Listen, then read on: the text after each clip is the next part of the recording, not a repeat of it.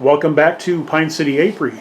Today we have a guest. It's my father, Howard Otis, and we're going to give him the grilling tour. We're going to ask him 5 questions.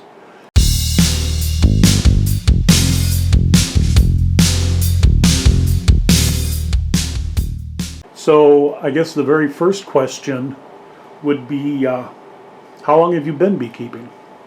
About 50 years. Okay. And what got you interested in taking up the hobby? Well,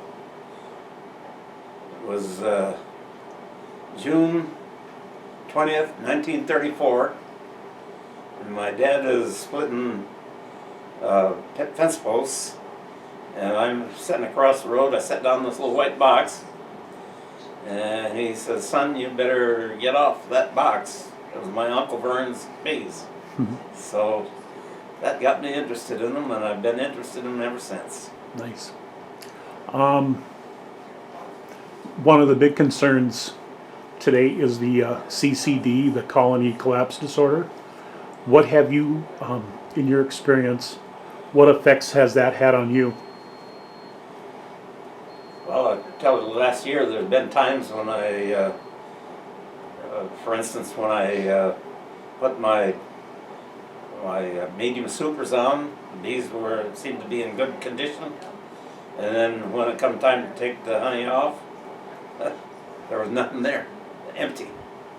There was quite a few hives like that, and I think that was probably it. And I don't know if that was it or this one yard that was hardest hit was close to the road, and I kind of suspect it could have been insecticide from the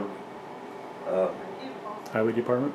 highway department, because the one hive that made it was the last one furthest away from the road. Yeah, that probably is true. Dad, what do you find the most enjoyable about working with bees? I think the most enjoyable time is when I put them out and watch the bees as they mature, as they start laying, and you can watch the bees start doing their specific chores that they do. The guard bees, the Cleaning worker bees, and the hive bees.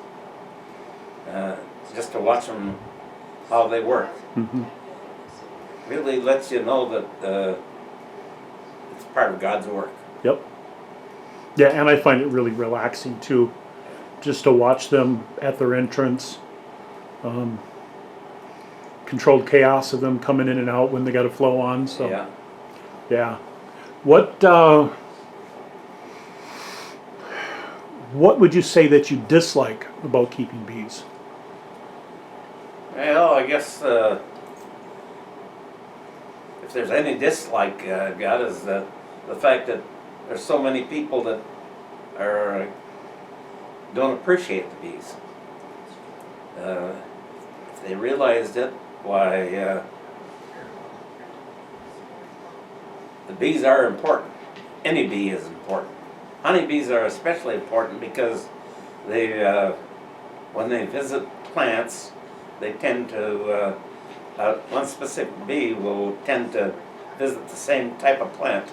So that's extremely important for pollination. Mm-hmm.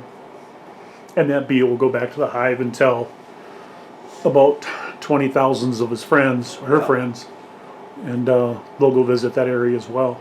Yeah. I know that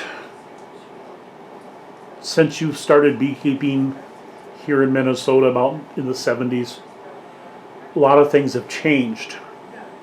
And I know that you're doing things different than you were back then. What, if you could start over right now, what would you do different from the beginning that you've learned now? Start with I would not medicate. I would not medicate, and I would, if I would have known it then, I would reduce the sugar syrup down to pH of 4 and feed the sugar syrup. Cane sugar syrup. And honey itself is probably about, I think probably about 3.8 or somewhere around there. And I haven't checked it. Fructose turns out to be 3.2. But the problem with fructose, feeding fructose, I've found is it may be okay for the bees and everything, except for weather like we've got now, the fructose tends to thicken, and I think they have a hard time in getting it out of the jar and stuff. All right. Well, that was the 5 questions. I want to thank you for taking your time to go over this with us. And I also want to thank you very much for mentoring me and getting me going in the hobby and everything that you've taught me about them. Thank you very much.